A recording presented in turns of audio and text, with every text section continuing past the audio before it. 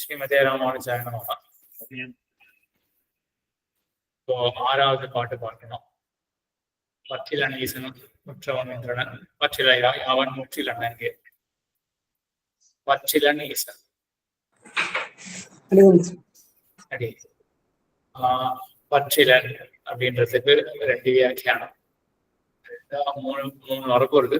சரி, முதல்ல பற்றிலன் என்னன்னா அர்த்தம். பற்றிலன் அதுமாதிரி அவதாரிக்கை பண்றாங்க. என்ன 5க்கும் 6க்கும் 5ல என்ன சொன்னார்? 5ல அந்தராய பரிகாரம் பண்ணார் இல்லையா? மற்றது பற்றினால் முற்றது வீடு செற்றது மண்ணூரில் அத்தியரை பற்று. ஆமா, அந்தராய பரிகாரம் பண்ணினார். அதுக்கப்புறம் அத்தோட இதுக்கு சந்ததி 6வது பாட்டு.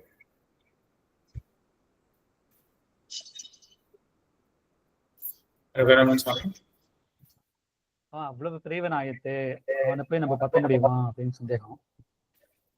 அதுக்கு எம்பெருமான் சங்க சுபாவன் அப்படின்னு, அதாவது நம்மளோட கூட வேணும்ன்ற நினைவை உடையவன். அதனால அவனை பத்த முடியுமான்னு சந்தேகம் வேண்டாம் அப்படின்னு தெரியுது. ஆனா பத்த முடியுமா அப்படின்றதுக்கு அதுக்கு என்ன, அது ஹேத்து என்ன? அந்த சந்தேகம் எழுறதுக்கு என்ன ஹேத்து? எம்பெருமான் அவ்வளவு பெரியவன் ஆயிட்டு அப்படின்னு சொல்லி 5வது பாட்டோட தொடர்பு சொல்லணும். 5வது பாட்டுல அந்தராய அந்தராயா அப்படின்னா தடை. தடை. சரி, இப்போ அது கைவல்யம் ஆத்மானுபவங்கிற தடை இருக்கு. அந்த விளக்கத்துக்கு பகவானை பத்தி அவனுக்கு அத்தத்தி இருந்து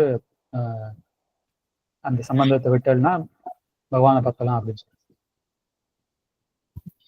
ஆமா, அங்கதான் இப்போ 5வது பாட்டை தடை நீக்கிறத பத்தி சொன்னார்.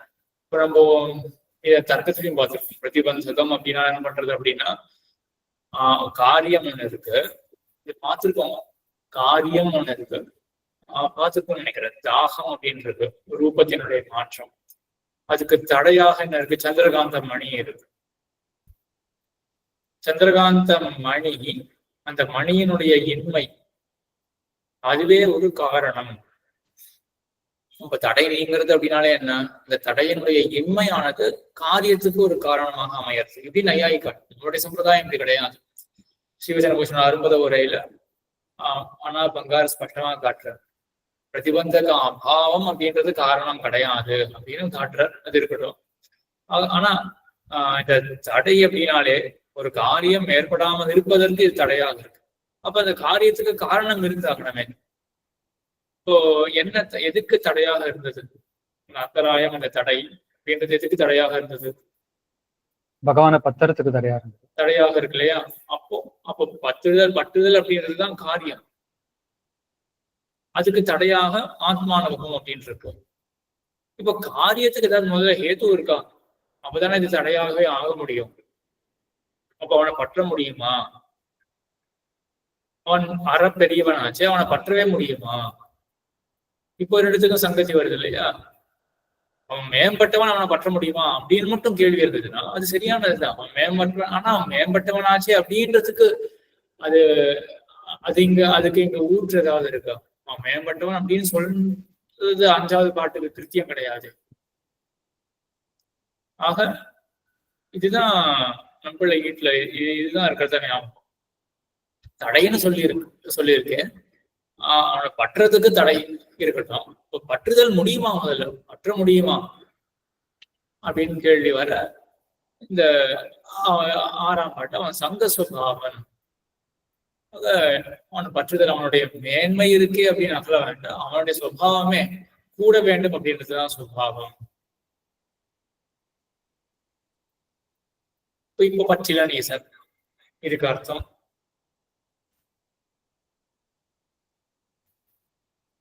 மாமி யாரு கை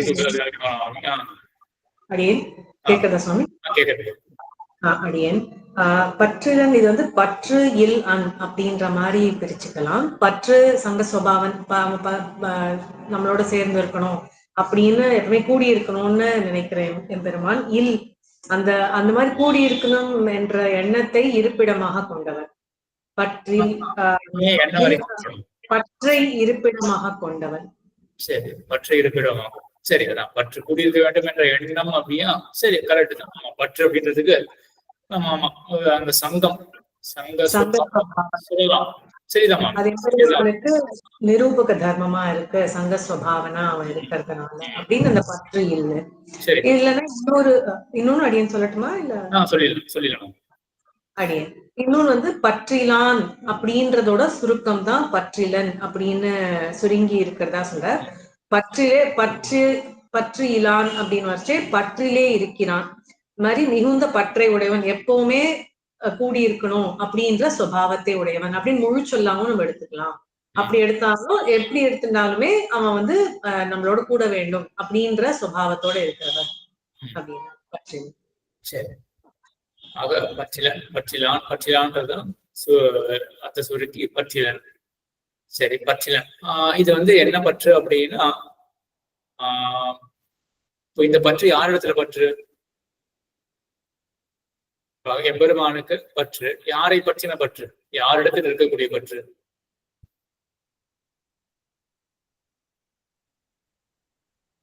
ரகுராமன் சாமி, அடியார்கள் கிட்ட இருக்கிற பற்று, சேத்தனர்கள் கிட்ட. ஆமா. ஆனா பட்டர் வியாக்கியானத்துக்கு அந்த இதை வர போறது சேத்தனர்கள் இடத்துல அப்படின்னா, அதாவது அங்க அதுக்கும் இதுக்கும் வேறுபட்டதாக தெரிவிக்க முடியுமா?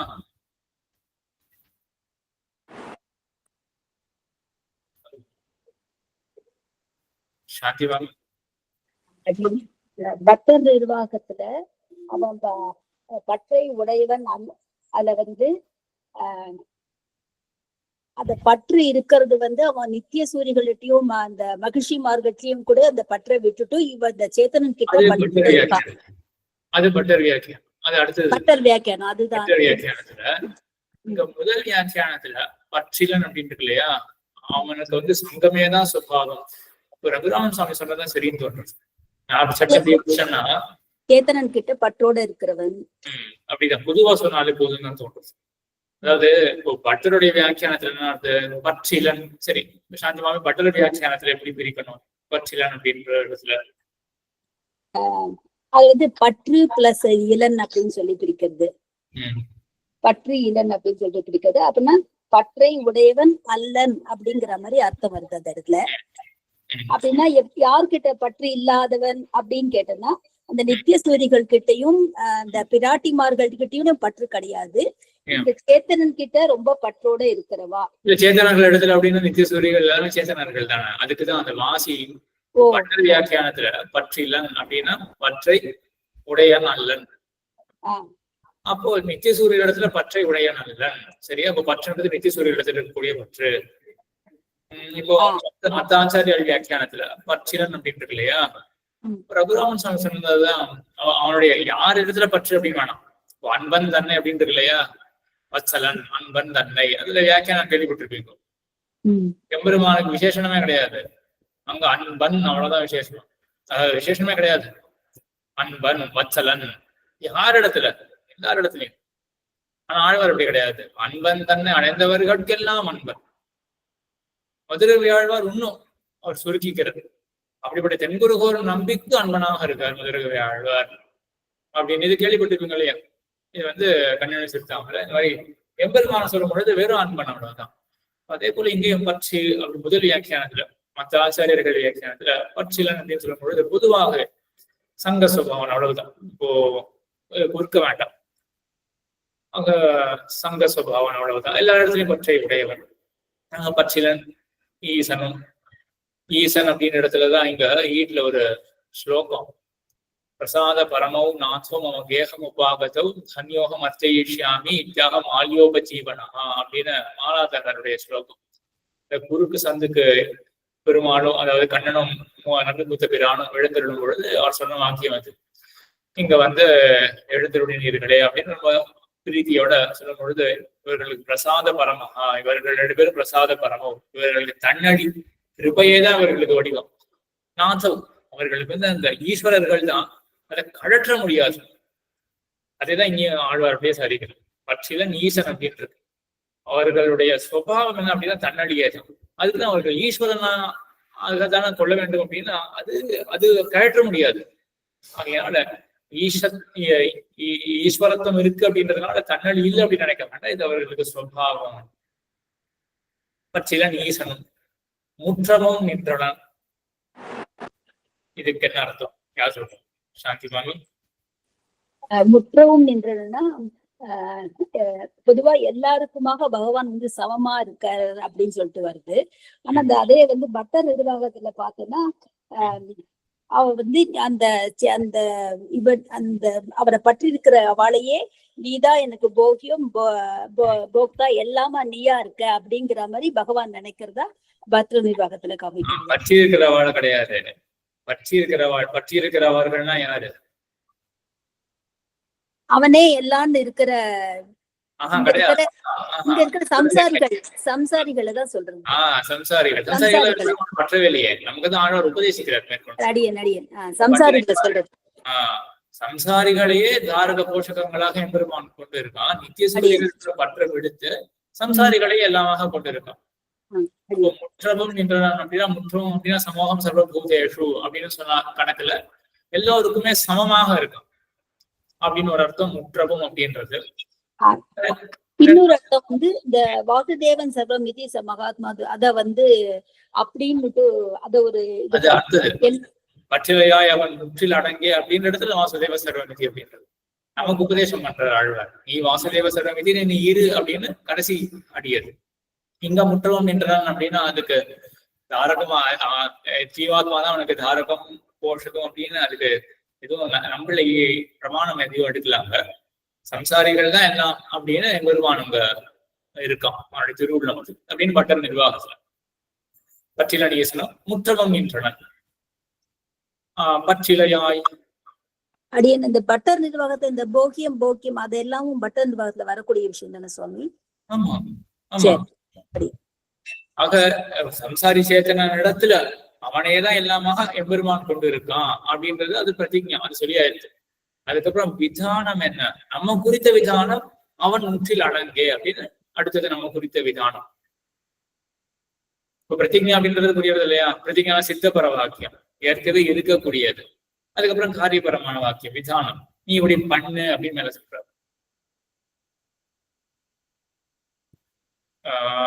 சரி, அப்போ பற்றிலையாய் அவன் முற்றிலடன். இப்போ பற்றிலையாய் அப்படின்றது பற்றவும் பற்றிலனீசனும் முற்றவும் நின்றனன்.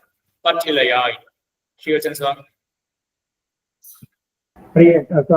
இதுல அந்த நிர்வாகம் நம்ம நிர்வாகத்துல வந்து பற்றிலையாய் வந்து நாமும் அதை பற்றி கொள்ள வேண்டும், ஆசையோடு பற்றி கொள்ளணும்னு சொல்லி சொல்றார்.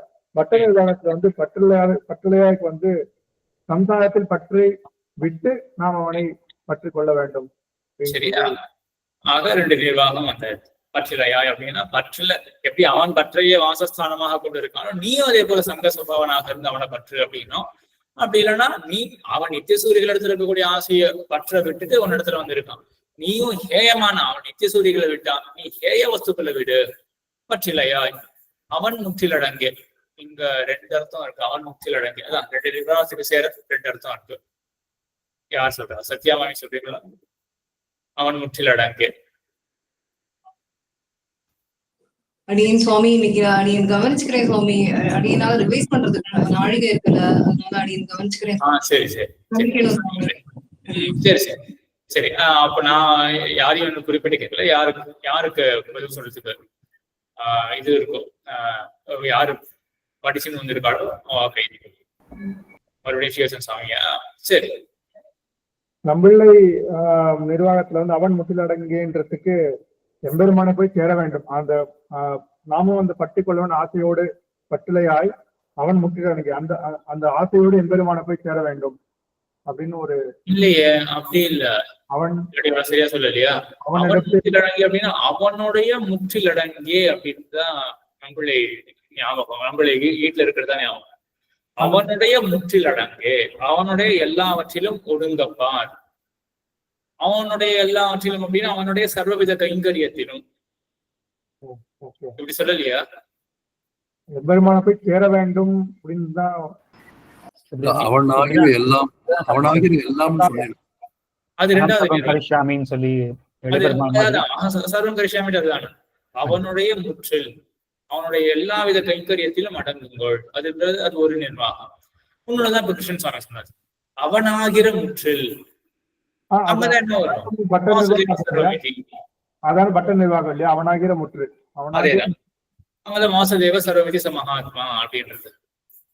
ஆக அவனுடைய முற்றில், அவனுடைய எல்லாவற்றிலும் அப்படின்னா எல்லா கைத்தறியத்திலும் அகம் சர்வம் கரிஷ்யாமி அப்படின்னு நிலை பெறும். அதுக்கப்புறம் அவன் முற்றில் அடங்கிய, அவனாகிற முற்றில், அவன் தான் எல்லாம் அப்படின்னு வாசுதேவ சர்வவிதி மகாத்மா, அவன் முற்றில் அடங்கிய ஒடுங்க பார்க்குள் அந்த ரூபிங்கோடு 6ஆம் பாட்டாச்சு. அப்புறம் முற்றில் அடங்கிய அடங்கடில் சம்பத்து அடங்க கண்டீசன் அடங்கடில் அகதங்கள் அடங்குக உள்ளே அவதாரிகை கிருஷ்ணன் சுவாமி 6க்கும் 7க்கும் தொடர்பு சங்கதி என்ன? 7ஆம் பாட்டில் ஒரு கேள்வி வருகிறது. அவன் பற்றிய உடையவனை இருக்கட்டுமே, பற்றிய உடையனாவையே இருக்கட்டுமே, அவனுடைய செருக்கை அவன் சகஜமாக பழகக்கூடியவனா இருந்தாலும் ஏராளமான ஐஸ்வர்யத்தை உடையவனா இருப்பதால் அவன் பக்கம் போய் அணுக முடியுமா? ஆழ்வார் பதில், அவனை நம் தகப்பனாக நினைக்க வேண்டும், அவரை சுலபமாக அருகலாமே. சரி, இதுதான், இது கொஞ்சம் கண்முக்கு வாயிலா கொஞ்சம் வச்சா எல்லாமே சரி வந்துடும். இதுதான் அடிப்படையே. ஆக இந்த 6ஆம் பாட்டுல பார்த்தோம்னா முதல்ல 5ஆம் பாட்டுல அந்தராய பரிகாரம் பண்ணார்.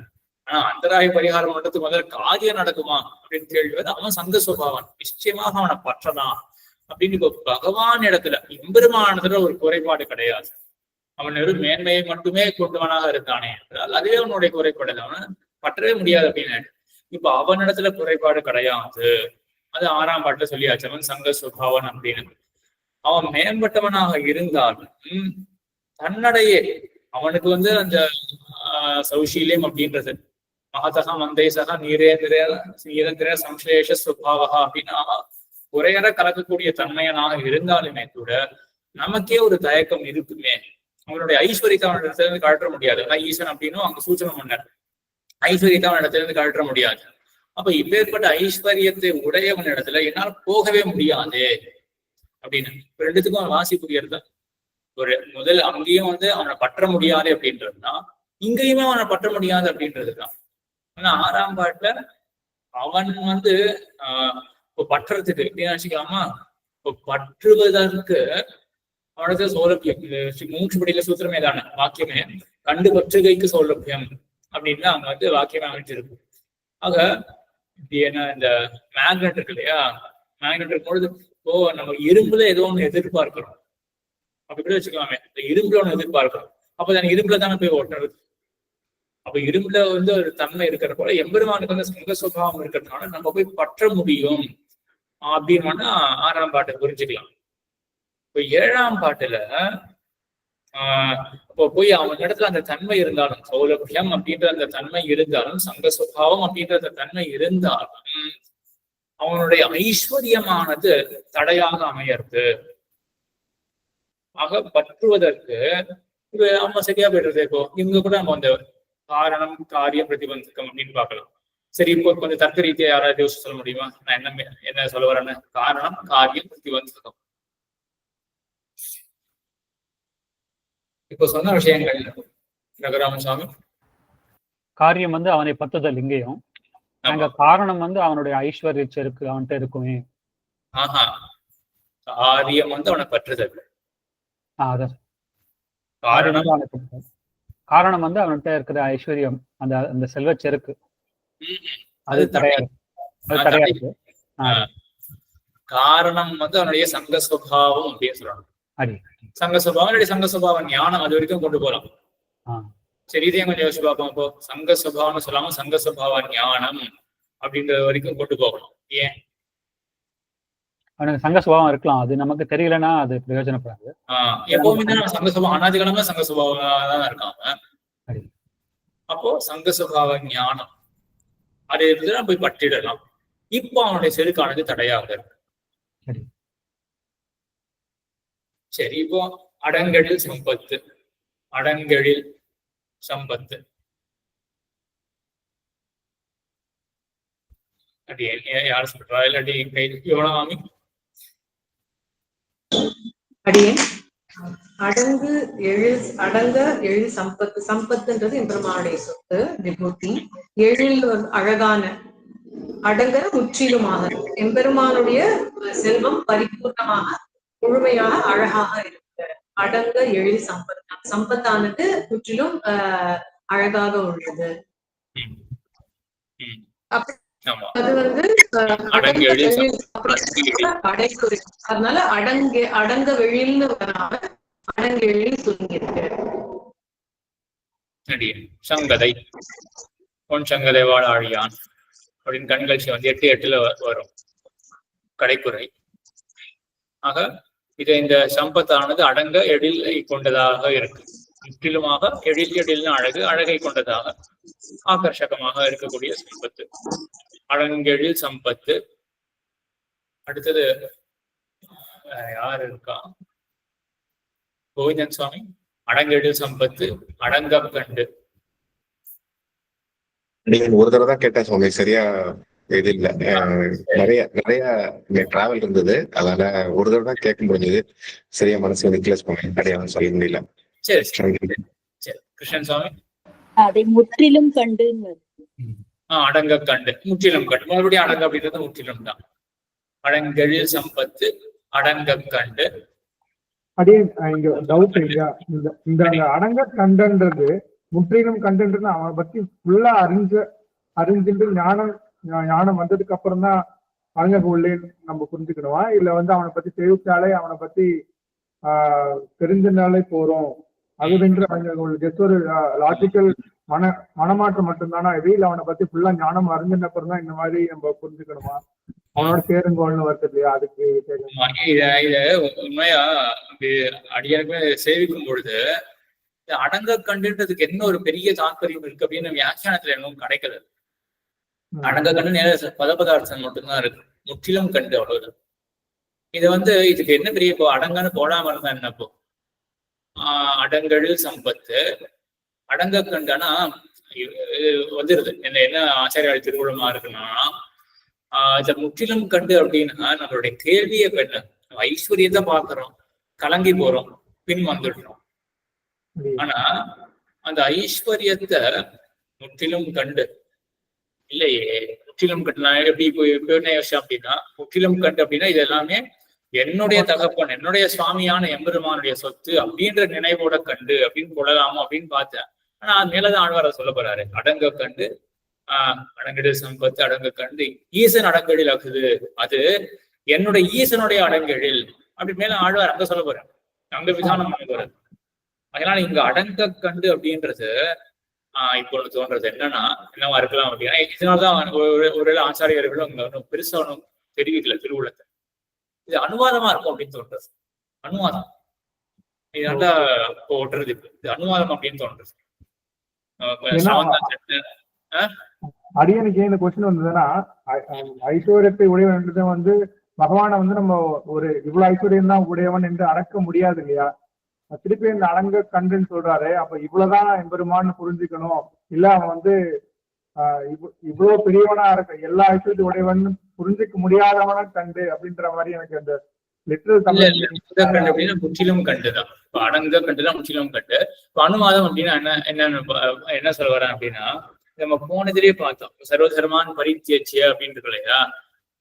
இப்போ சர்வதர்மான் பரித்தியட்சிய அப்படின்றது வந்து அனுவாதம் அப்படின்றது வந்து அப்படி பட்சம் இருக்கு இல்லையா, அது அனுவாதம் அப்படின்னு.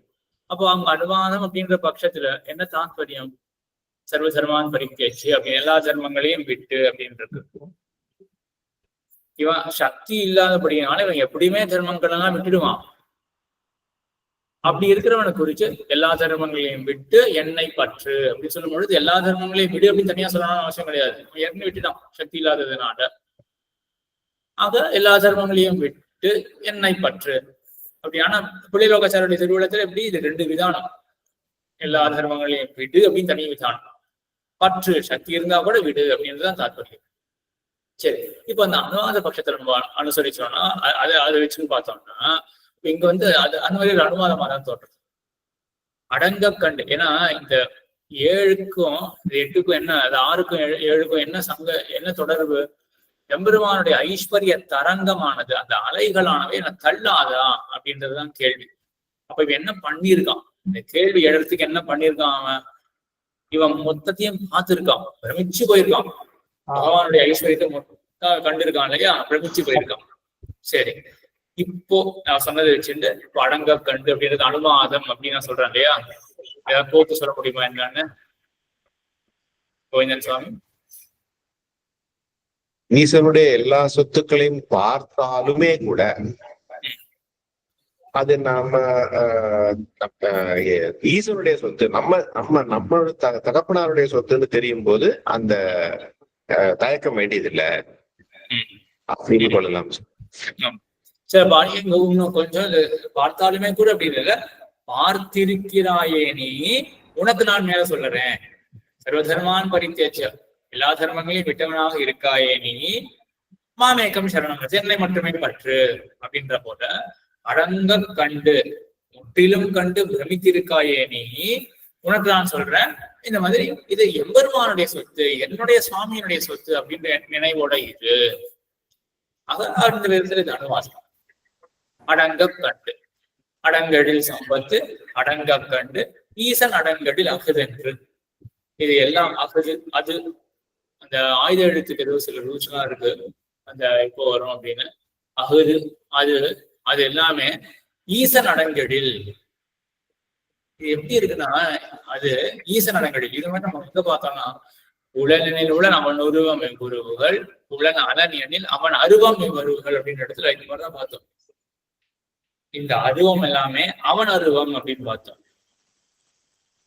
சிரமமான விஷயம் எல்லாரும் ஞாபகம் இருக்குமா அப்படின்னு, முன்னாடி முதல் அடியில என்னன்னா இவ்வுருவம் அவன் உருவம் அப்படின்னு வந்தது.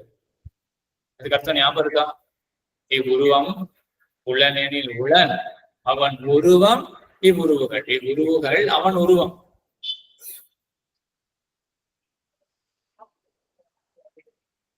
யாருக்காவது ஞாபகம் இருக்கா?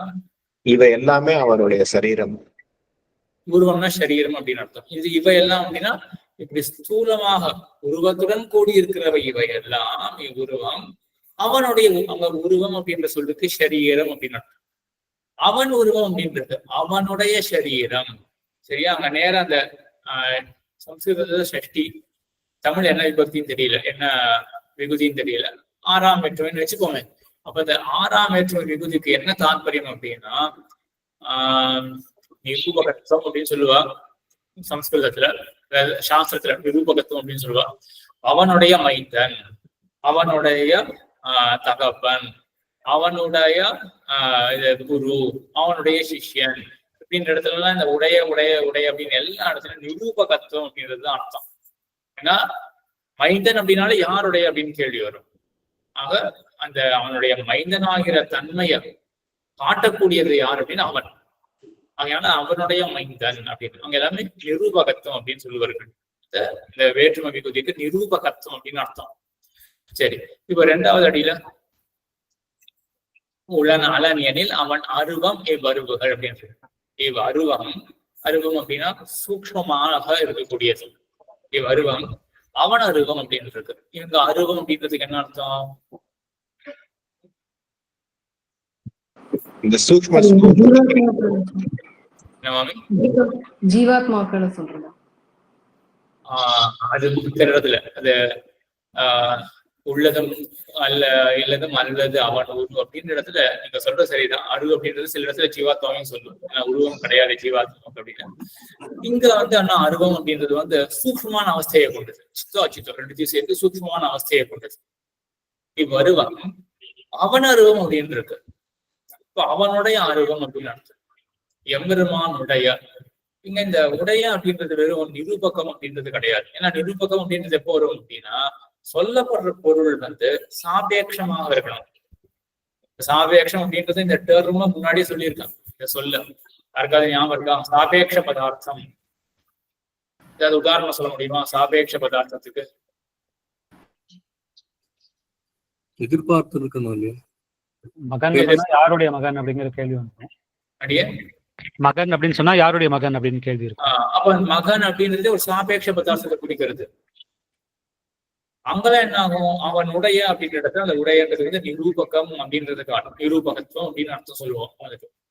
ஆனா மனிதன் அப்படின்னு சொன்னா அது யாருடைய மனிதன்ற கேள்வி வராது, வேறு வராது. குடம் அப்படின்னு இது தேவதத்தினுடைய குடம், இது குடம் அப்படின்னு சொல்லிட்டு போயிட்டா இது பச்சை நிறத்தில் இருக்கக்கூடிய குடம் அப்படின்னு சொல்லலாம், தேவதத்தனுடைய குடம் அப்படின்னு சொல்லலாம். இப்போ அந்த உடைய வேற்றுமை விகுதிக்கு என்ன அர்த்தம், நிரூபகத்துவம் அப்படின்னு அர்த்தம் கிடையாது. ஏன்னா குடம்ன்றது சாபேட்ச பதார்த்தம் கிடையாது. அவங்க அந்த உடையன்றதுக்கு என்ன அர்த்தம், ஸ்வஸ்வாமி பாவம் அப்படின்னு சொல்லுவாங்க.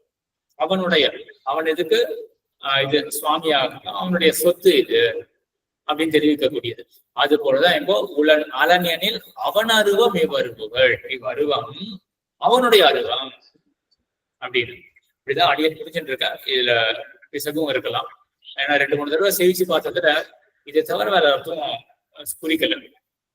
ஆக இதுவும் அர்த்தமா இருக்கலாம், இதையும் மனசுல வச்சுக்கோங்க. இது அருவம் அவனுடைய அருவம். இங்கானா அந்த மாதிரிதான் இருக்கு. அடங்கடில் சம்பத்து அடங்க கண்டு ஈசன் அடங்கடில் அகுது, அகுது ஈசனுடைய அடங்கெடில்.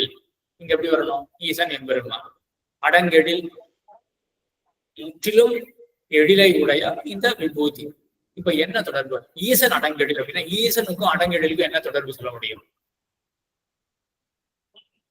அடங்கெடில விபூதி, இங்க தேவதத்தனுடைய குடம், அது போலதான் இங்க ஸ்வஸ்வாமி பாவந்தம். இது முற்றிலும் ஈசனுடைய அடங்கெடில், ஈசனுடைய அழகான விபூதி. சரியா, முற்றிலும். அப்போ ஈசன் அடங்கடில் அகுது என்றுதான் என்ன அர்த்தம், என்று இதி அப்படின்னு சொல்லுவா, என்று நினைத்து, என்று அப்படின்றத நினைத்து அப்படின்றது இல்லையா. அந்த இதி வந்து ஹேத்து கூட சொல்லுவா. இந்த ஹேத்துல சொல்ல முடியுமா, என்றபடியினால் அப்படின்ற வரைக்கும் கொண்டு போக முடியுமா? அவன் வந்தான் என்று, அவன் வந்தான் என்று இவன் போனான் சொல்லலாம். அந்த மாதிரி அவன் வந்தான் என்று இவன் போனான், அப்ப என்ன இருக்கு, அவனுடைய வருதலே இவன் போவதற்கு காரணமாக இருக்கு. அதான் இதி ஹேதோ அப்படின்னு சொல்லுவாங்க. என்றுன்றது இதி, சம்ஸ்கிருதத்தை இத்தின்னு சொல்றோம். அந்த இத்தியை வந்து என்று அப்படின்றது வந்து இந்த காரணத்தையும் காட்டும். மற்றொன்னு என்ற அப்படின்றதுதான் சொரூபத்தை காட்டும். குடம் என்ற சொல்லை சொன்னான் அப்படின்னு. இங்க என்று அப்படின்றது நம்ம அத்தியானம் பண்ணிக்கிறப்போ என்ன பண்ணணும், ஈசன் அடங்கடில் அகுது என்று நினைத்து அடங்க உள்ளே அப்படின்னு சொல்றது. அப்படின்னா அத்தியாகாரமே இல்லாமல் என்று அப்படின்றது நம்ம நினைத்து, என்றுன்ற சொல்லுக்கே இந்த சக்தி இருக்கு. என்ன சக்தி இருக்கு, ஹேத்து அப்படின்னு தெரிவிக்கக்கூடிய சக்தி இருக்கு. எது இங்க ஹேத்து, ஈசன் அடங்கடில் அகுது என்று அடங்குக உள்ளே, அவன் இடத்துல போய் சேருங்கோள், உள்ளே சேருங்கோள், அது காரியம், அது சந்தேகமே கிடையாது. உள்ள போய் சேருங்கோள் அப்படின்றது காரியம். என்று நினைத்து, என்று அனுசந்தித்து அப்படின்னால என்ன ஆறுது, அப்பவும் அனுசந்தானம் அப்படின்றது வந்து காரியமாக ஆறுது. சரியா, காரியம் அனுசந்தானம் ஆறுது காரியமாக ஆறுதுன்றது. சரி சரி, இங்க ஒரு சின்ன சாஸ்திர விஷயம். சாஸ்திர விஷயம் ரொம்ப கொஞ்சம் ஆழமா இருக்கும், ஆனா ரொம்ப தெரிஞ்சுக்க வேண்டிய விஷயம், சம்பிரதாயத்தில் ரொம்ப முக்கியமான விஷயம். இப்போ என்ன இருக்குங்க, பூர்வ விருத்தி. இப்போ காரணத்துக்கு என்ன லட்சணம்னு பார்த்திருக்கோம் சாஸ்திரத்துல. காரணம் அப்படின்னு என்னன்னு பார்த்திருக்கோம், நானே சொல்லிட்டேன், முன்னாடி இருக்கணும். ஆமா, பூர்வ விருத்தி முன்னோடியில இருக்கக்கூடியது, அதான் காரணம் அப்படின்றது பார்த்துட்டோம். இப்போ சம்பிரதாயத்துல என்ன சொல்லுவா அப்படின்னா, இப்போ பிரதிபந்தக அபாவம் அப்படின்றது இருக்கு இல்லையா, தடையினுடைய இன்மை, அது முன்னொடியில இருக்கும். ஆனா அதுக்குன்னு அது வந்து காரணம் அப்படின்ட்டு சொல்ல வேண்டாம். அதாவது எம்பெருமான் திரத்துல சரணாகதி பண்றோம், மோட்சம் வந்து காரியம், அதுக்கு காரணம் என்ன, மோட்சமாகிற காரியத்துக்கு காரணம் என்ன, பகவானோட எம்பெருமானுடைய கிருபை, எம்பெருமான் தான். சரி, இப்ப நம்ம சரணாகதி பண்றோமே, இது இல்லாம மோட்சம்ன்றது வந்து சர்வமுக்தி பிரசங்கம் வந்துடும். அப்ப எம்பெருமான் தான் காரணம், இது சாஸ்திர ரீதியாவும் வருது. இப்போ எம்பெருமான் தான் காரணம், எம்பெருமானுடைய நினைவுதான் காரணம் அப்படின்னா, அப்போ யார நினைப்பான் அப்படின்றது ஒரு கேள்வி வரும். அவனுடைய நினைவு பொதுவாக இருக்கு அப்படின்னா அப்ப எல்லாருமே போயிருக்கணுமே. அந்த நினைவு தான் எப்போதே இருக்கும், எப்போதுமே இருக்கும் சீவசமோஷத்துல தெரிவிக்கிறார் இல்லையா. ஆக அவனுடைய நினைவு தான் பூர்வக்ஷண விருத்தியாக இருக்கு, அதுதான் ஹேத்துவாக இருக்கு. சரி, அப்போ எல்லாருமே போய்க்கணும் அப்படின்னு அப்ப இவன் ஒண்ணுமே பண்ண வேண்டாமா அப்படின்றதும் ஆயிடும். இல்ல இவன் போய் பற்றறான். இல்ல பற்றுதல என்ன பண்றது அப்படின்னா அப்பிரதிஷேத யோதகமாக இருக்கு. இதுவரையிலும் நம்ம தடை பண்ணியிருந்தோம். எம்பெருமான் வந்து ரட்சிக்க ஒட்டாத படிக்க நம்ம தடை பண்ணியிருந்தோம். அப்போ நம்மளுடைய சொப்பிரவருத்தி இருக்கு இல்லையா, அதுதான் பிரதிபந்தகம்.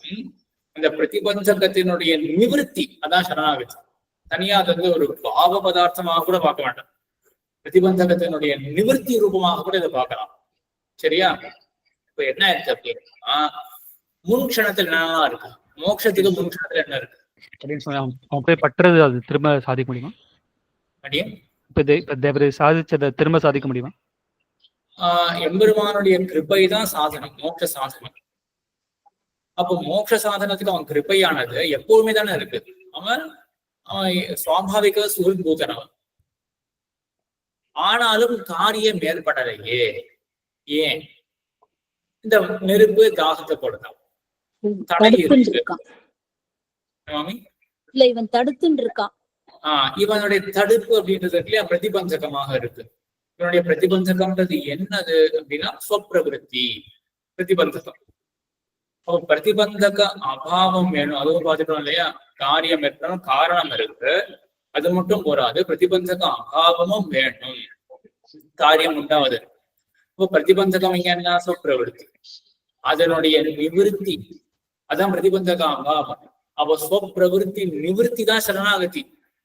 இது பார்த்தா எப்படி இருக்கு? இப்போ ஒரு அபாவ பதார்த்தம் போலதான் இருக்கு. இவன் தடுத்துட்டு இருக்கான் பகவான் அப்படின்னு அப்படி பண்ணிட்டு இருக்கான், சொப்பிரவருத்தியில ஈடுபட்டு இருக்கான். சொப்பிரவருத்தில இருந்து நிவர்த்தனாலே போதும், இதான் உண்மை. அதுக்காக பிள்ளைலோகத்தார என்ன சாதிக்கிற முமுட்சுப்படியில இது இல்லாமல் போனாலும் எம்பெருமான் ரட்சிப்பான் அப்படின்னு நினைக்க கடவன். உண்மை இதுதான். திருக்கண்ணமங்கை ஆண்டான போல புறத்துல போய் சும்மா உட்காந்தாலே போதும், இதான் உண்மை. அதுல வந்து இப்ப நம்ம காலத்துல இதுல நமக்கு எல்லாம் விட்டு 8வது விஷயம் நமக்கு ஆச்சாரியால் காலத்துல கொஞ்சம் யோசிப்பாங்க. திருக்கண்ணமங்கை ஆண்டான போல எல்லாருமே இருக்க முடியுமா அப்படின்னா மற்றவர்கள்லாம் இருக்க முடியாது. ஒண்ணுமே பண்ணலையே, எம்பெருமான் திருவடிகள் கிட்டிடுமா அப்படின்னு நிச்சயமா சந்தேகம் வரும். அதனாலதான் அவன் பண்றான். அதனாலதான் 6 காரணங்கள் தெரிவிக்கிறார் மூச்சுப்படியில. இது எதுக்காக அப்படின்னா சர்வமுக்தி பிரசங்க பரிகாரார்த்தமாகும். அதெல்லாம் சொல்லிட்டு வரும் பொழுது புத்தி சமாதானார்த்தம் அப்படின்னு சாதிக்கிறார். இல்லாட்டி இவன் என்ன பண்ணான்னு இவன் என்ன நம்புவான்? ஆதிகாலமா எம்பெருமான் ரட்சிக்கிறான் அப்படின்றது உண்மைதான். இன்னைக்கு இவன் என்ன பண்றான்? இது வரைக்கும் சொப்பிரவருத்தியில ஈடுபட்டு இருக்கான், நிவர்த்தன் ஆனாலே போதும். ஆனா நான் ஒண்ணு பண்ணேன் அப்படின்னு ஒரு எண்ணம் இல்லாமல் போனால் அவன் கொடுக்குவானா மாட்டான் அப்படின்ற ஒரு புத்தி சமாதானம் ஏற்படாது இல்லையா? அந்த சஞ்சலமாகவே இருக்கும். அதுக்காக இவன் வந்து ஒரு பாவ ரூபமாக அவன் பண்ற மாதிரி இருக்கு. சரணாகதி. எம்பெருமானே நீ என்னை ரட்சிப்பாய் அப்படின்னு பிரார்த்தனா, மே உபாய பூதோ மே பவிதி பிரார்த்தனாமதி சரணாகதி அப்படின்னு இவன் எம்பெருமானே எனக்கு உபாயமாக ஆக வேண்டும் அப்படின்னா இவன் பிரார்த்திச்சாதான் உபாயமாக போறான். அவனை எப்ப உபாயம் மாறுதுன்னா என்ன? உபாயம் மாறுதுன்னா என்ன? அவனுடைய நினைவு தானே, எல்லாமே எம்பெருமானுடைய சங்கல்பம் தானே. இவனை ரட்சிக்க வேண்டும் அப்படின்ட்டு இது எப்போதும் இவன் பண்ணிதான் உண்டாக்கணும். அதாவது அவன் தான் சுகிருதம் சர்வபூத, அவன் வந்து சுவாபாவிகமாவே சுகிருத்தா இருக்கான். அப்ப இவன் பண்ணணும்னு அவசியமே கிடையாது. இப்ப இந்த தடுப்பை நீக்கினா போதும். ஆக இந்த சரணாகதி வேணும் தான். சரணாகதி வேணும். ஆனா எப்படிப்பட்ட சரணாகதி வேணும் அப்படின்றது சொப்பிரவருத்தி நிவர்த்தி இது வேணும். சொப்பிரவருத்தியில் இருக்கிற வரைக்கும் எம்பெருமானால ஒண்ணுமே பண்ண முடியாது. ஆக அந்த சொப்பிரவருத்தி நிவர்த்தின்றது வேணும். இப்ப அதை வச்சுக்கோமே, இப்போ சொப்பிரவருத்தி நிவர்த்தி அப்படின்றது வேணும் இல்லையா?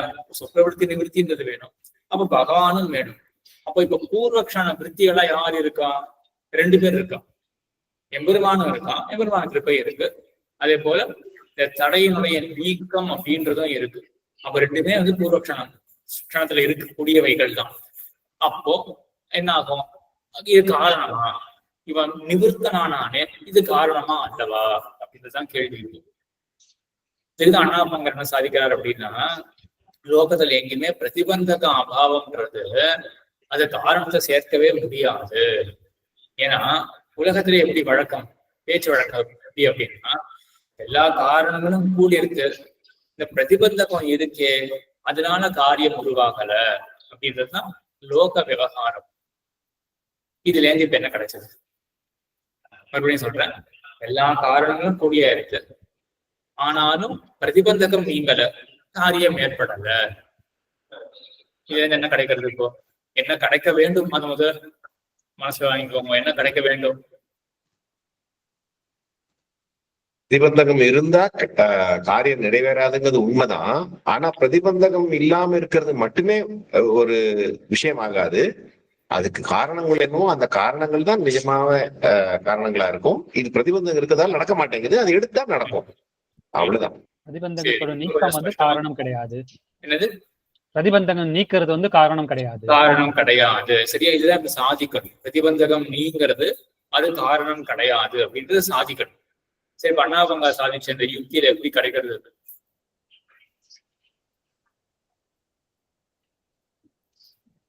லோக விவகாரம் வந்து எல்லா காரணங்களும் கூடி எடுத்து அப்படின்னு சொல்றான். அப்போ காரணங்கள் எல்லாமே இருக்கு. வந்து பிரதிபந்தகத்தோ காரணமாவே அவ நினைக்கவே இல்லை. அப்போ காரணங்கள்லாம் கூடி ஆயிடுது அப்படின்னு விவகாரம் இருக்கு.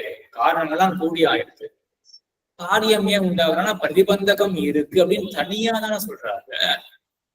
அதனால பிரதிபந்தகம் அபாவம் அப்படின்றது ஒரு காரணமாக கொள்ள முடியாது. ஆனாலுமே கூட அது க்ஷணத்துல இருக்கும், அதை மறுக்கவே முடியாது. பிரதிபந்தக அபாவம்ன்றது முன்னோடியில இருக்கதான் செய்யும், அது காரணமாக ஆகாது. சரியா? அந்த கணக்குல இதுதான் வந்து அந்த சரணாகதி விஷயத்திலயும் இதுதான் சம்பிரதாயம். இப்போ இந்த விஷயத்துல இங்க வந்து அடங்கடு சம்பத் அடங்க கண்டு ஈசன் அடங்கடு அகதென்று அப்படின்றது இல்லையா? இது எதுக்காக இதை பத்தி எதுக்காக யோசிக்கிறோம் அப்படின்னா, அடங்குக உள்ளே அப்படின்றது இங்க காரியம், அந்தர்வகிக்க வேண்டும் அப்படின்றது காரியம். இப்ப இங்க என்ன காரணம், என்ன தடை, என்ன எப்படி இங்க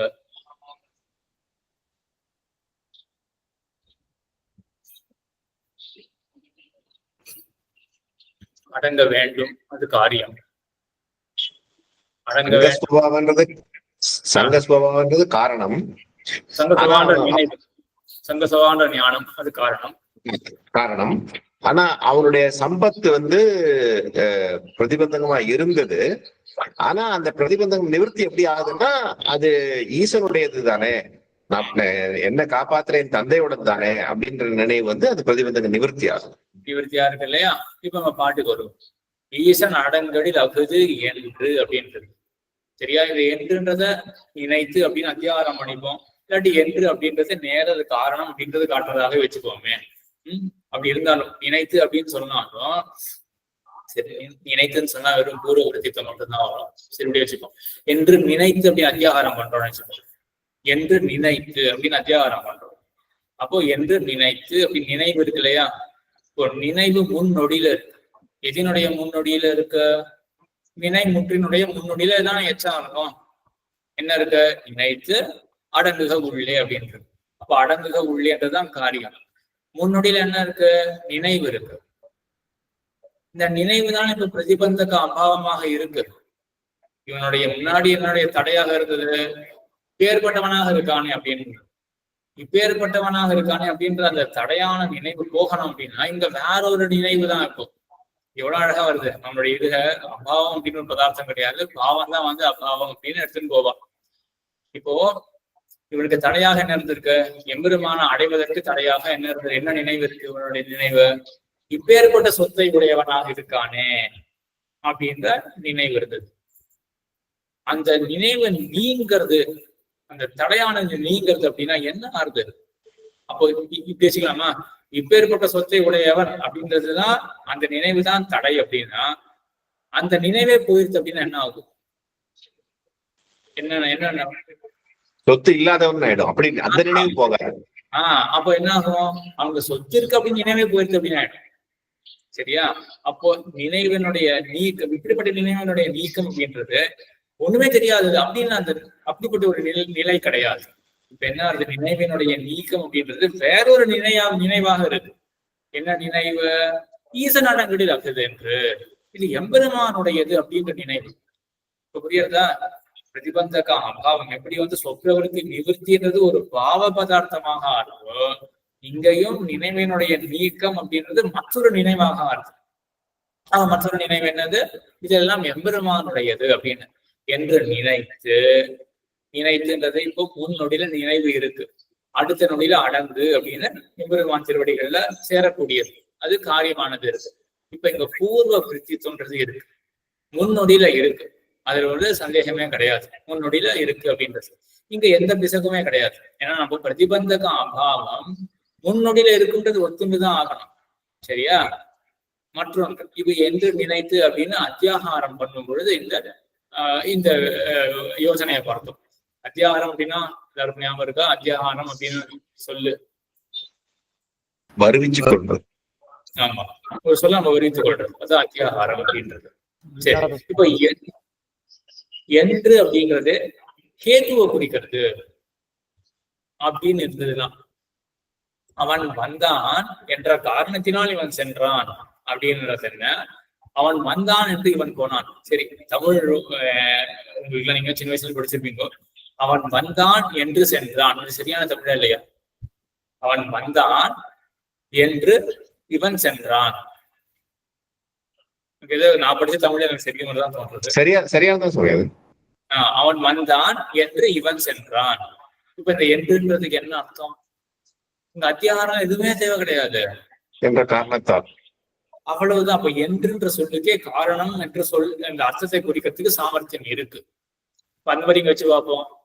ஈசன் அடங்கடில் அகுது என்று, இது எல்லாமே எம்பெருமானுடைய சொத்து என்று. இங்க ஒரு சிரமம் இருக்கு. எம்பெருமானுடைய சொத்து அப்படின்றதே காரணமாக ஆகாது. எம்பெருமானுடைய சொத்து என்ற நினைவு அது வரைக்கும் போகணும். சரியா? எம்பெருமானுடைய சொத்து என்கிற நினைவு அதுதான் காரணமாக ஆக்கணும். சரி, ஆக இப்போ அந்த நினைவு அதையும் குறிக்கிறது அப்படின்னு வச்சுக்கோங்க. ஈசன் அடங்கடில் அகுது அப்படின்னு அந்த நினைவு அதுவேதான் இப்போ காரணமாக இருக்கு அப்படின்னு நான் சொல்லிட்டேன். என்றுன்றது காரணத்தை காட்டும் அப்படின்னு. இப்ப இங்க ஏதாவது பிசகு இருக்கா? மறுபடியும் சொல்றேன், எம்பெருமானையுடைய இதுதான் இந்த சொத்து அப்படின்ற அந்த நினைவு அதுவே காரணமாக ஆறுது அப்படின்னு சொன்ன ஏதாவது பிசகு இருக்கா கோவிந்தன் சுவாமி? இங்க மறுபடியும் அந்த பிரதிபந்தக நிவர்த்தி காரணமாகுதுன்னு சொல்றமே சுவாமி.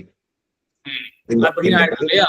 இப்போ பிரதிபந்தக நிவர்த்தியே காரணம் ஆற மாதிரி தானே இருக்கு. ஏன்னா பிரதிபந்தகத்தினுடைய நிவர்த்தி தான் என்ன, அந்த இவருடைய நினைவு எம்பெருமானுடையதுதான் அப்படின்றது நினைவு ஒரு விதமா பிரதிபந்தக நிவர்த்தி தான்.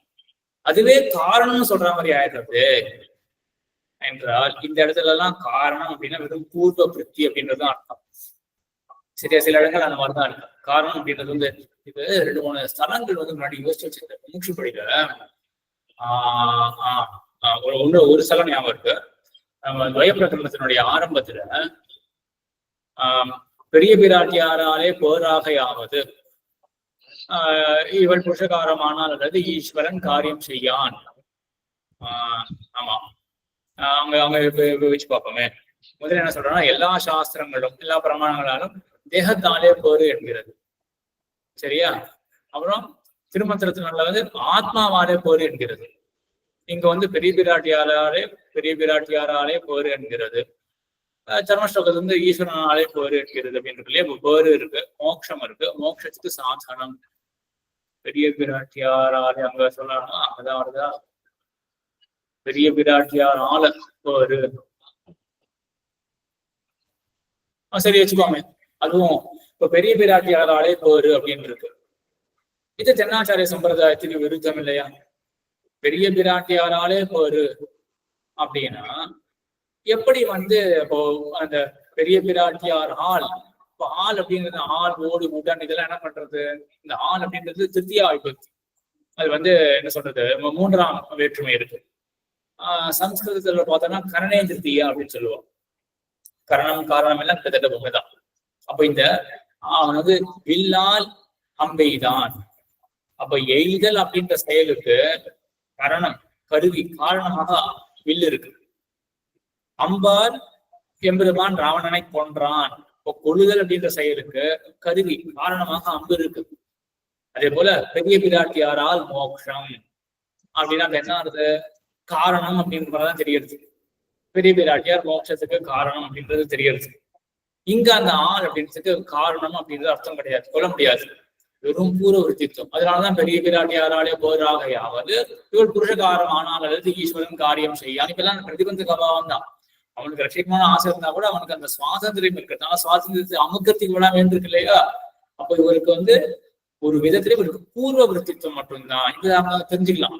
இவளாலதான் பேரு அப்படின்னும் பொழுது என்னன்னா பிரதிபந்தக அபாவம் இவோ அந்த அந்த ரூபத்துல இவ இருக்கா, காரணத்துல இவளை சேர்க்க முடியாது. ஆனால் அந்த ஆள் அப்படின்றத பயன்பட்டு இருக்காங்க அந்த சொல்லானது. அந்த ஆள் அப்படின்றத சொல்லிக்கு இப்போ அந்த வேற்றுமை விகுதிக்கு என்ன அர்த்தம்? இப்போ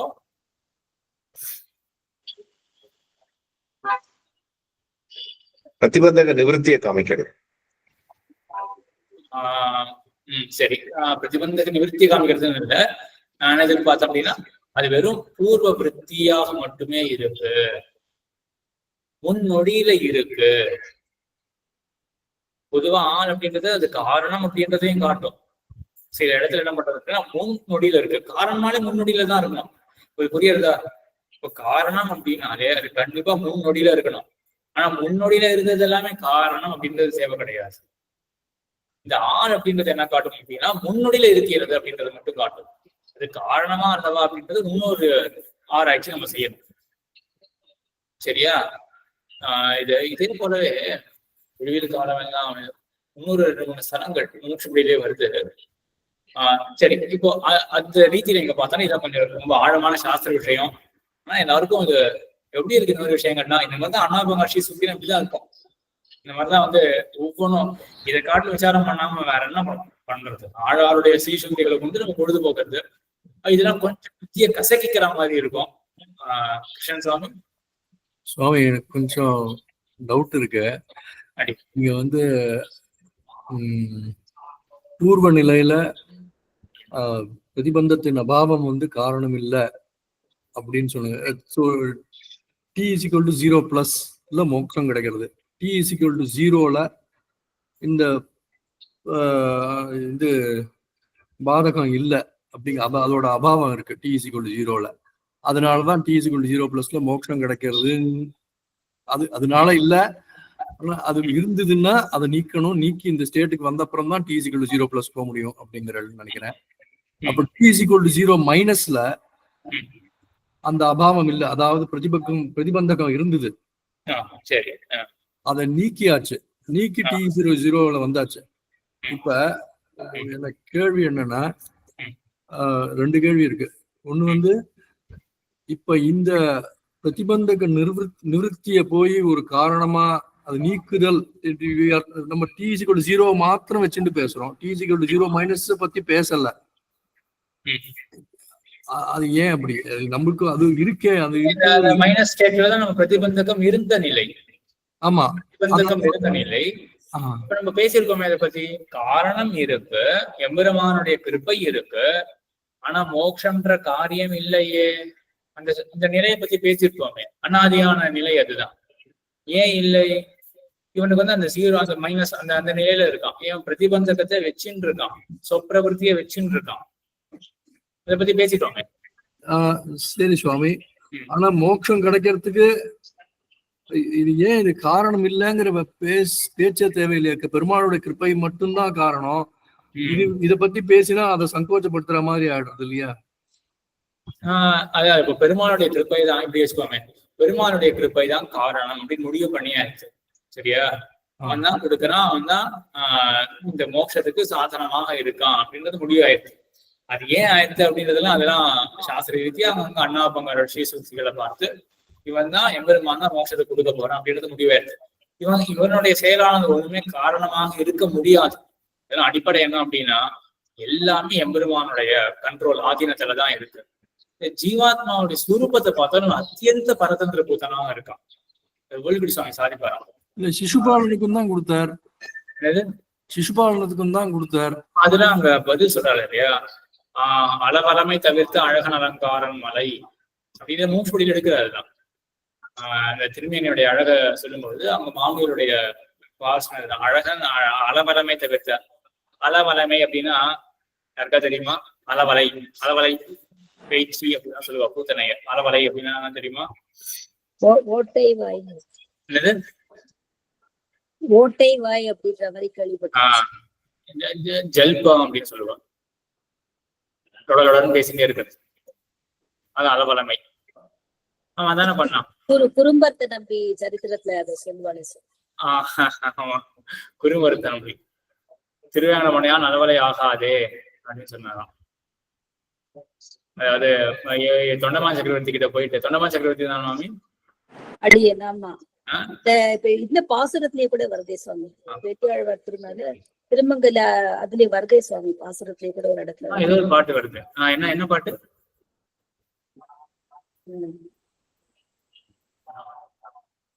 சரியா ஞாபகம் இருக்கு. ஏதோ ஒரு பாட்டுடையது ஐதிஹ்யத்துலதான் வரும். திருவேங்கடமுடையான் நலவலை ஆகாதே அப்படின்னு பாசுரத்திலேயே வருது சுவாமி. பாசுரத்திலேயே வருது சுவாமி. அந்த அதேதான் தெரியுது, ஞாபகம் இருக்கு. பாசுர ஐதிஹ்யத்துலதான் திருவேங்கடமுடையான் நலவலை ஆகாதே அப்படின்னு சமர்ப்பி சென்றிருப்பார். பெருமாள் வந்து திருமணியில தரிச்சுட்டு இருப்பார். அப்ப வந்து திருவேங்கடமுடையான் நலவலை அது தரிக்கிறோம். அலவலை அப்படின்றது வந்து நிறைய பேசுறது. அலவலை தொடரோட வாய் அப்படின்னு திருவேங்கடமுடையான் சொன்னார் குருபுரத்தனங்கி. அலவலமை சிசுபாலனுடைய அலவலமை தவிர்த்தான் இல்லையா, அழகன் அப்படின்னு இருக்காங்க. அழகன் அப்படின்னு சாந்தி மாமி அதிகமா கேள்விப்பட்டிருக்கீங்க. என்ன அர்த்தம்? அலவலமை தவிர்த்து அழகன் அப்படின்றது.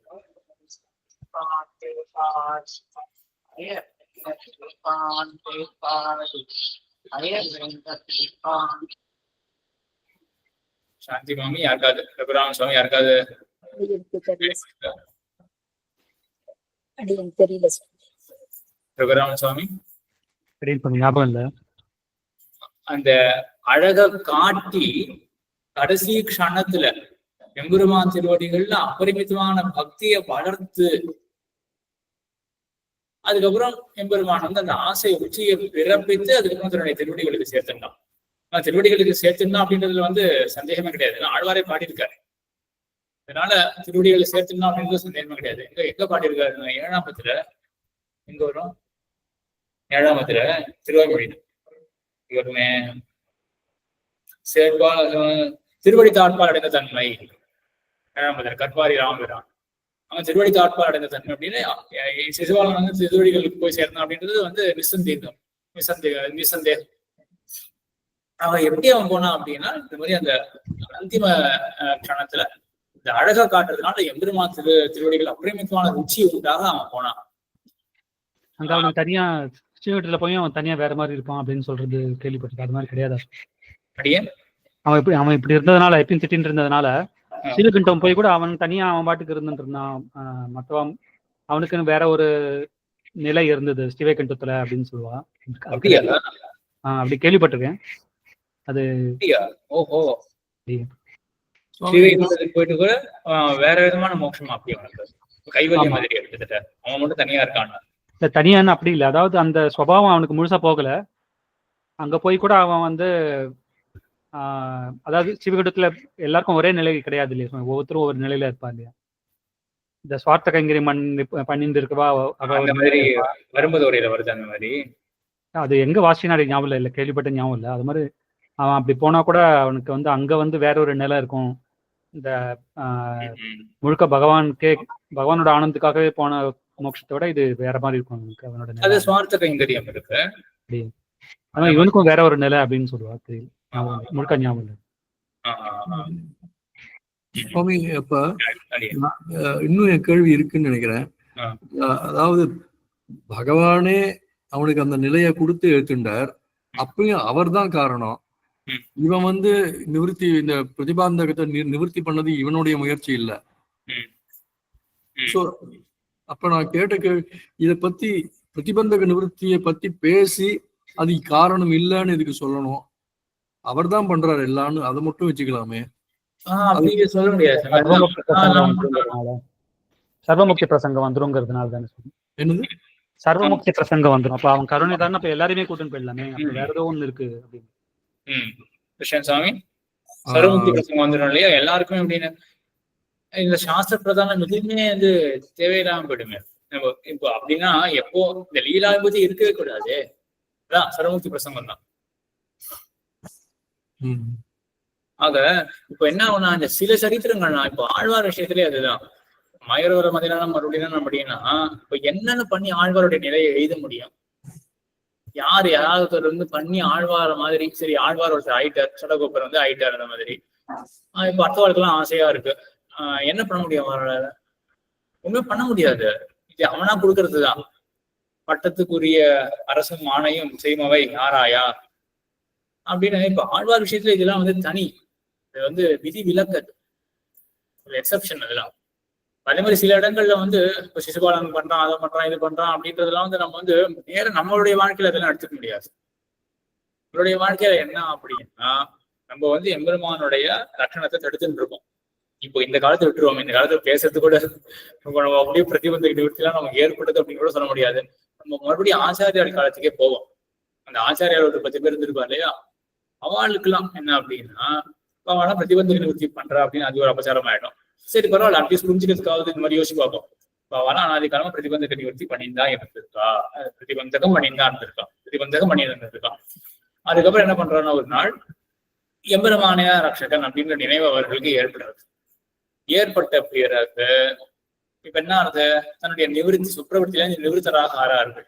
இதுவே உண்மையா போதும். இதுதான் சம்பிரதாயம். இந்த பிரதிபந்தக நீக்கம், இந்த சுப்பிரவர்த்தி நிவிருத்தி இதுவே போதும். ஆனால் இது நடந்திருந்தா, பிரதிபந்தக நிவர்த்தி நடந்திருந்தா அப்படின்னு தெரிஞ்சுக்கிறதுக்கு, அதாவது தனக்கு ஒரு மன சமாதானம் ஏற்படுறதுக்காக சரணாகத்தின்னு நம்ம பாவ ரூபமாக பாசிட்டிவா ஒண்ணு பண்றோம், ஒரு செயலாக ஒண்ணு பண்றோம். எம்பெருமானே நீ எனக்கு உபாயமாக ஆக வேண்டும். அங்க கூட என்ன பிரார்த்திக்கிறோம், எம்பெருமானே நீ எனக்கு உபாயமாக ஆக வேண்டும். சொல்லிடுவோம் எல்லாத்தையும். நான் இனிமேல் அனாதி காலமா தடை பண்ணியிருந்தேன், இனிமேல் பண்ண மாட்டேன், எல்லாத்தையும் சொல்லிடுறோம். சொல்லி வந்து ஒரு அது அந்த வாசி புரியுறது இல்லையா, அந்த நினைவானது அகன்று போகுது அப்படின்றது ஒண்ணு வச்சுக்கோங்க. இந்த மாதிரி மூணாம் சொல்லி ஒரு விஷயம். இப்ப நினைவானது, இப்போ இன்னைக்கு போய் நான் சரணாகதின்றது என்னது, எம்பெருமானை பற்றுதல். எம்பெருமானை பற்றுதல் அவனே உபாயம் என்று ஸ்வீகாரம் பண்ணுதல், உபாய ஸ்வீகாரம் அப்படின்னு நம்ம சட்டத்துல பார்த்துருக்கோம். இந்த புத்தி அப்படின்றது எல்லா விவகாரத்துக்கும் காரணம். என்ன அர்த்தம் அதுக்கு?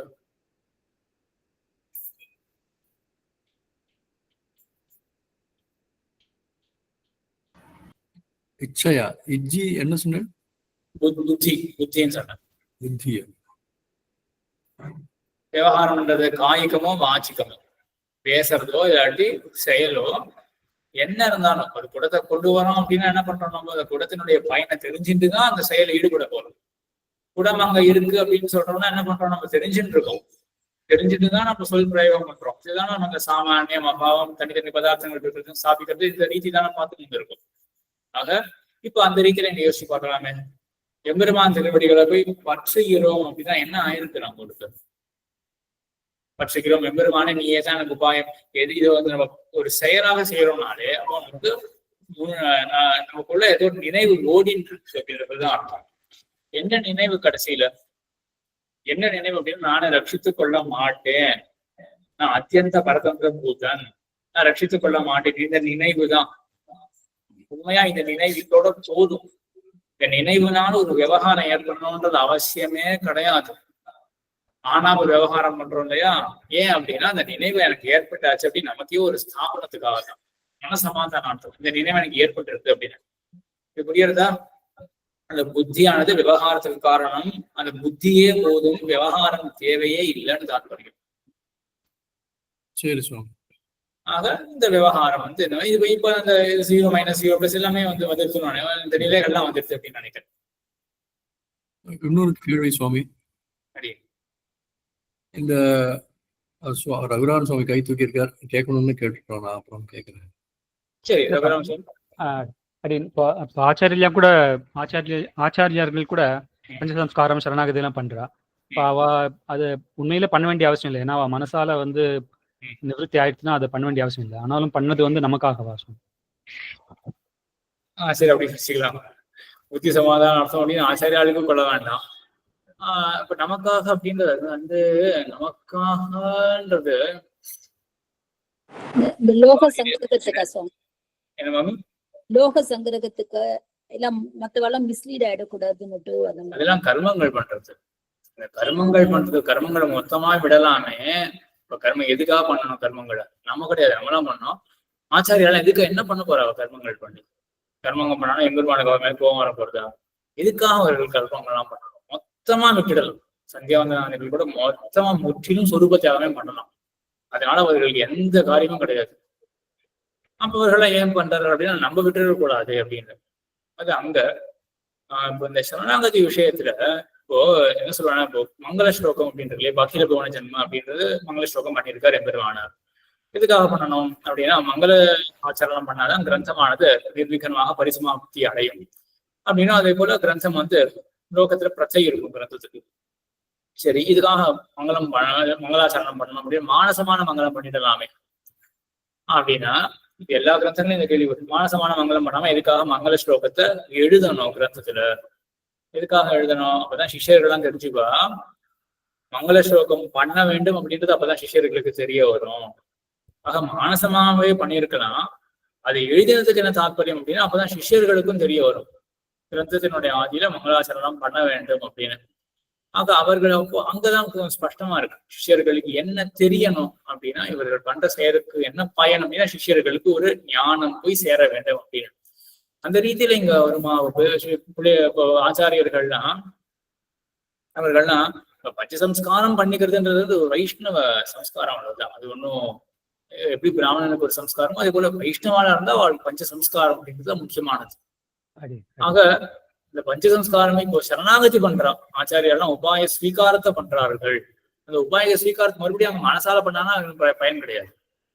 மனசால பண்ணாமல் இப்போ அந்த பஞ்சசம்ஸ்காரம் ஒரு காலம் அந்த கிரியை அப்படின்ற தாற்பயத்துல வச்சுட்டோம்னா இந்த பஞ்சசம்ஸ்காரன்றது கிரியாரூபமாக இருந்து கொண்டு சரணாகதி தியோதகமாக இருக்கு. சரணாகதி பண்றாரு இந்த ஆச்சாரியர் அப்படின்னு காட்டுறதோ, அப்படி இல்லைன்னா எம்பெருமானார் போன்றவாள்னா இந்த மாதிரி சரணாகதி பண்றேன் பிரபத்தியே அப்படின்னு நாங்களே சொல்றார்கள். இப்போ வாச்சிக்கமானது அது ஆச்சாரியாளுடைய திருக்குறளத்தை காட்டுறதோ அப்படின்னு வச்சிருந்தாலும் அது எதுக்காக அப்ப பண்ணணும்? இப்போ சிஷ்யர்களுக்கும் சிஷ்யர்களும் தெரிஞ்சுக்கணும். என்ன தெரிஞ்சுக்கணும்? அவர்களும் பண்ணணும் அப்படின்னா அந்த மாதிரி பதில் சரியா வரல. இப்போ பண்றதுக்கு பயன் இல்லைன்னு தானே பார்த்துட்டு இருக்கோம். மங்களாச்சரணத்துக்கு பயன் இருக்கு. அப்படிப்பட்ட பயனுள்ள செயலை சிஷ்யர்கள் பண்ணணும் அப்படின்னு செய்யணும். இப்ப சரணாகதி இப்போ பாசிட்டிவா பண்றதுக்கு பெரிய பயனும் கிடையாது, வெறும் புத்தியினுடைய சமாதானம் மட்டும்தான் அப்படின்னா என்ன வச்சுக்கலாம். எங்களுக்கு அப்படி பார்த்தா கூட ஆச்சாரியர்களுக்கு அந்த எண்ணம் இருக்குன்னு தான் வருது. என்ன சொல்ல வரோம் அப்படின்னா போய் ஆச்சாரியாளுக்கு என்ன திருவிழான்னா எங்களுக்கு கொஞ்சம் கலக்கம் இருக்கு. அனாதிகாலமா இங்க இருந்துட்டோம், ஒண்ணுமே பண்ணலையே, இது போதுமா அப்படின்னு எங்களுக்கு கலக்கம் இருக்கு. இதே மாதிரி சிஷ்யர்களுக்கும் கலக்கம் வர வாய்ப்பு இருக்கு.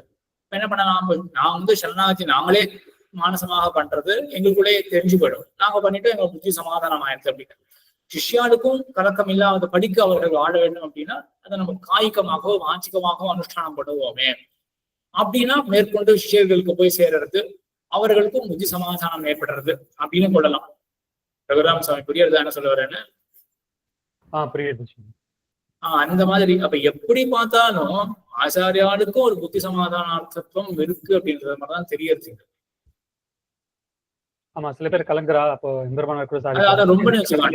கிடைக்கும் இப்படின்னு வச்சுக்கலாம். ரொம்ப கலக்கம் அப்படின்றது ஒண்ணு கிடையாது. ஆனா கலக்கிறதுக்கு ஒரு பாசிபிலிட்டி இருந்தா தானே அவர்கள் பண்ணிட்டு இதே போல கலக்கம் மற்றவர்களுக்கு வரும் அப்படின்னு அதை ப்ராபகேட் பண்ணுவாங்க.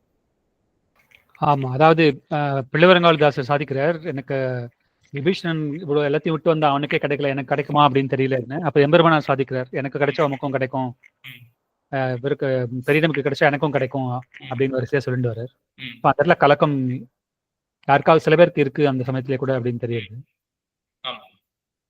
இதே போல கலக்கம் பின்வருவாருக்கும் வர சம்பாவனை இருக்கே, அப்ப அந்த கலக்கத்தை எப்படி போகுவார் அப்படின்றதுக்கு ஒரு முன்னோடியாக இது கொள்ளலாம்.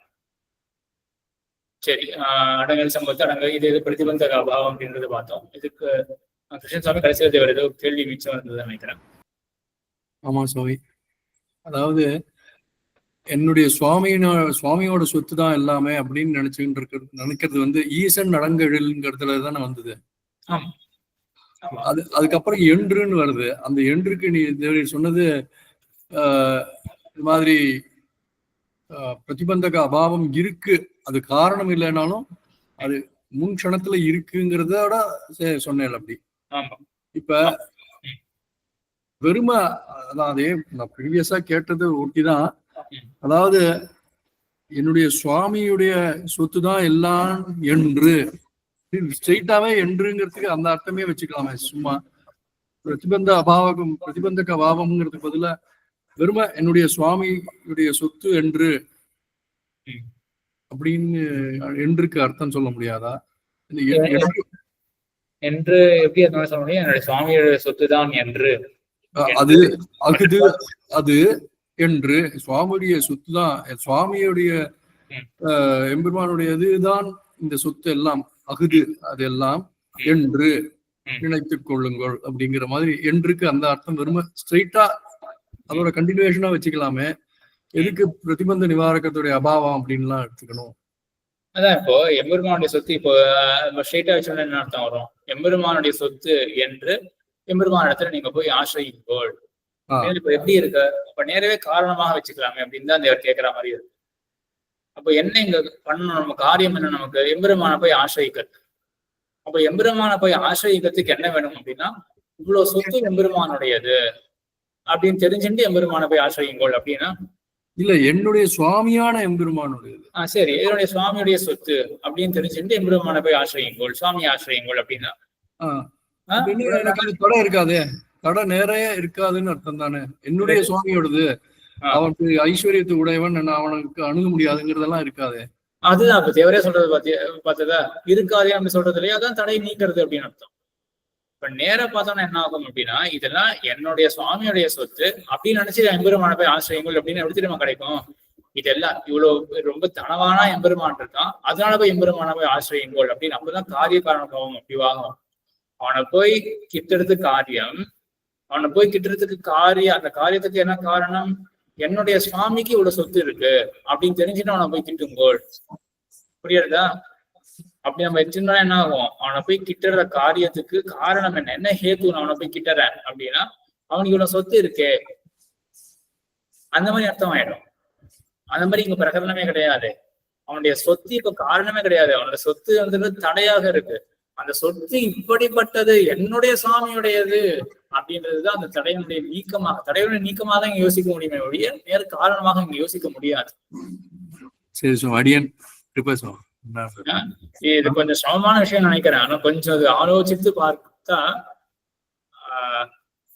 சரி. இன்னைக்கு இதோட போதும். இன்னைக்கு எப்படி இருந்தது?